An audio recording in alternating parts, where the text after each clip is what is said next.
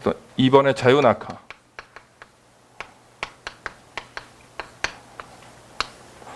기출문제를 풀 수 있는 방식으로 좀 빠른 속도로 일단 진입을 할 거예요. 실제 문제에 빨리 진입할 수 있는 방법으로 하겠습니다. 쭉 지루하게 얘기하는 것보다는. 자, 일단은 어떤 물체가 있다. 어떤 물체가 아래쪽으로 mg라는 힘을 받게 되면요. mg라는 힘을 받게 되면 F = ma니까 F = ma. F = ma인 동시에 또 이게 지금 받는 힘이 바로 mg니까요. mg. 자, 따라서 결과적으로 가속도는 몇이 되냐면 가속도는 g가 되겠습니다. 9.8m/s죠. 그죠?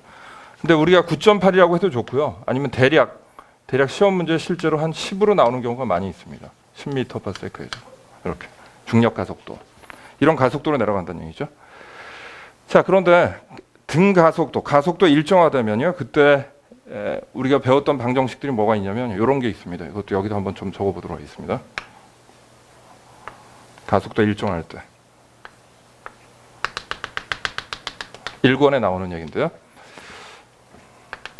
일정한 가속도로 갈 때 세 가지 공식이 있죠. 세 가지 공식은 초기 속도하고 이 가속도에서 시간을 곱한 값이 바로 나중에 속도가 된다. 나중에 속도. VT 그래프입니다. 시간 축.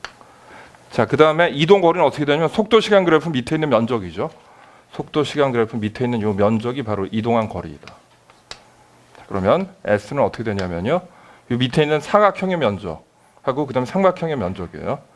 자, 사각형의 면적은 V0T고, 그죠? 이 면적이니까.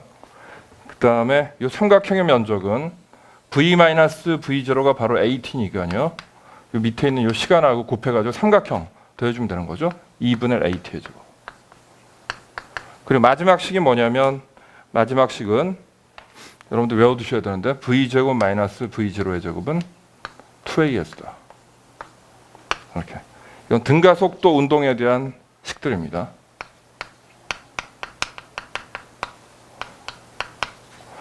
시간에 대해서 속도가 일정한 비율로 증가를 할 때 그때에 대한 식 세 가지 반드시 외워두셔야 되는 거죠. 자, 그런데 자유낙하라는 경우는 어떻게 되느냐? 자유낙하. 예를 들면 높이 h만큼을 여기가 자유낙하를 했다. 여기서부터. 제일 처음에 여기 지금 정지해 있다가 h만큼을 낙하를 했다. 그럼 두 가지를 구해보려고 하는데요. 하나는 떨어지는 데 걸리는 시간. 또 하나는 떨어지는데 바닥에서의 속력이 몇이 되는지 그 두 가지만 한번 계산해 보겠습니다. 이렇게 두 가지. 네. 일단 시간부터 보면은 이동한 거리는 자, 여기서 보시면요. 초기 속도는 0이에요. 초기 속도는 0. 그리고 가속도는 G고 중력 가속도. 그래서 초기 속도는 없으니까 그냥 2분의 1 GT의 제곱만 써주면 되겠습니다. 이렇게. 다음 하시 되겠죠? 자, 그래서 이걸로부터 시간을 계산해 줄 수가 있어요. 떨어지는 데 걸린 시간은 루트 G분의 2H. 예를 들어서 높이가 한 5m라고 생각해 볼까요? 여기 5m. 5m를 집어넣게 되면 아래쪽에 있는 G도 10이고요. 그래서 결국 몇이 되냐면 10 나누기 10 하면 1초가 되겠죠. 1초. 다음 하시 되겠습니다. 떨어지는 데 걸린 시간 1초. 되겠어요.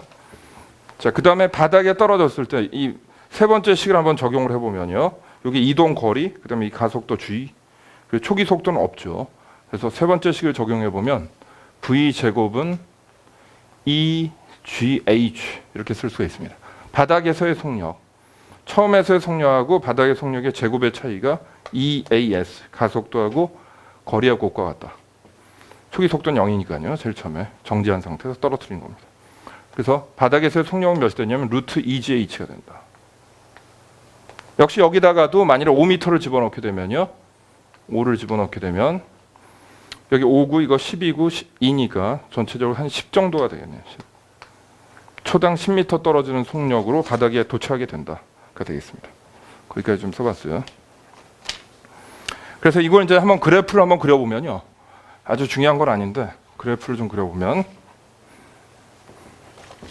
일단 가속도를 보면은 중력 가속도 G로 일정하죠. 가속도 그래프. 근데 이런 그래프는 뭐 시험에 나오진 않아요. 그냥 참고적으로 알아두라는 얘기죠. 그럼 초기의 속도는 0이었지만 속도가 일정한 비율로 증가하는 이렇게. 이 기울기가 G가 되겠습니다. 비율과 G다. 자, 그 다음에 또 한 가지 식이 있는데요. 뭐냐면 시간에 따라서 떨어진 거리, 시간에 따라서 떨어진 거리, 이걸 써보면 이건 2분의 1 GT의 제곱이죠. 이렇게 2차식 다음 같이 된다는 거 좀 알아두시면 되겠습니다. 자, 거기까지 좀 설명드렸어요. 그 다음에 이게 물체가 위에서부터 아래쪽으로 떨어질 때 역학적 에너지 보존을 한번 보도록 하겠습니다. 자, 제일 처음에 높이를 우리가 h라고 하고요. h. 그 다음에 요 지점의 높이를 뭐 예를 들면 y라고 해볼까요? y. 여기를 h라고 합시다. 그냥. 제일 처음에 높이를 라주 h. 제일 처음 시작된 높이를 라주 h라고 하고요. 지금 현재의 높이는 스몰 h 이렇게 놓겠습니다. 자, 여기서부터 시작하는 거예요. 제일 처음에 운동 에너지하고 위치 에너지가 있죠. 2분의 mv 제곱 플러스 위치 에너지 mgh. 중력 장 속에서의 위치 에너지 mgh. 이 두 개를 합한 값을 우리가 뭐라고 하냐면 역학적 에너지라고 하죠. 역학적 에너지. 총 에너지, 역학적 에너지. 그럼 이게 뭐냐면 운동 에너지. 그럼 요거는 위치 에너지. 요즘 이제 포텐셜 에너지로 명칭이 좀 바뀌었는데 어쨌든 위치 에너지. 그럼 포텐셜 에너지. 이렇게 운동 에너지, 위치 에너지 뭐 이렇게 그 두 개를 더한 값이 모든 부분에서 동일하다는 얘기죠. 마찰이 없을 때는 그렇습니다. 마찰이 없을 때. 그래서 제일 처음에 여기는 어떠냐면 운동 에너지는 없어요. 멈춰 있었기 때문에. 하지만 위치 에너지는 뭐가 되냐면 mgh. 꼭대기에서. 자, 그다음 요 지점에 도달했을 때는 여기서 이제 어떻게 되냐면 속도가 v. 떨어지면서 속도가 점점 증가하겠죠. 그다음 바닥에서는 속도가 매우 커요. 라지 v. 이렇게 되는 거죠. 자, 그럼 요 지점에서는 총 역학적 에너지가 어떻게 되냐면 2분의 1 mv 제곱 플러스 mgh 이렇게 될 것입니다. 자, 그리고 바닥에서는 어떻게 되냐면 2분의 1 운동 에너지만 있죠. 여기서 높이가 없으니까 플러스 0 이렇게 되겠네요. 이 세 개가 서로 전부 다 같다. 얘네들이 전부 다 같다. 알겠죠? 자, 그래서 여기서 이제 제일 밑에 있는 요거하고 제일 위에 있는 이 두 개를 한번 비교해 가지고 또 계산해 보면요. 그 두 개가 같다는 얘기니까 두 개를 같다는 걸로 비교를 해보면 2분의 1 m 라지 v의 제곱 equal mgh 이렇게 쓸 수가 있죠. 자, 그래서 양쪽에서 스몰 m 지우면요 라지 v가 나오겠습니다.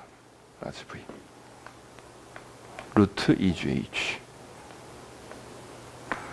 아까 앞에서 이미 구했었던 저식하고 똑같은 결과가 나오죠. 이렇게 에너지 보존의 법칙으로 설명을 할 수도 있다. 그렇습니다. 하지만 시간을 그렇게 구할 수는 없네요. 시간을 그렇게 구할 수는 없다.